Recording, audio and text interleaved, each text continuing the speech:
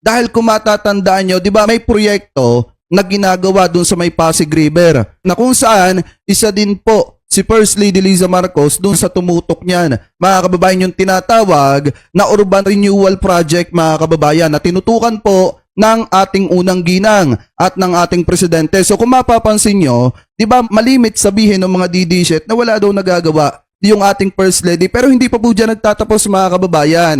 Dahil bukod po dyan sa mga proyekto na ipinakita ko po sa inyo, eto pa yung isa, mga kababayan, yung Sentro de Turismo Intramuros, na kung saan, mga kababayan, eto yung pinakamatindi. Ano po, para maintindihan nyo pa, panoorin natin etong nakita nating balita. Eto, ipapakita ko lang doon sa mga DD na nagsasabi na walang nagagawa etong si First Lady Liza Marcos. So panoorin natin, mga kababayan, yung balita. Bagong tourism experience ang maaaring maranasan sa Sentro de Turismo na nasa puso ng Intramuros, Maynila. Silipin natin yan sa ulat ni Joshua Garcia. Patuloy ang pagpapasigla ng turismo sa isa sa mga pinakamakasaysayang lugar sa Pilipinas, ang Intramuros.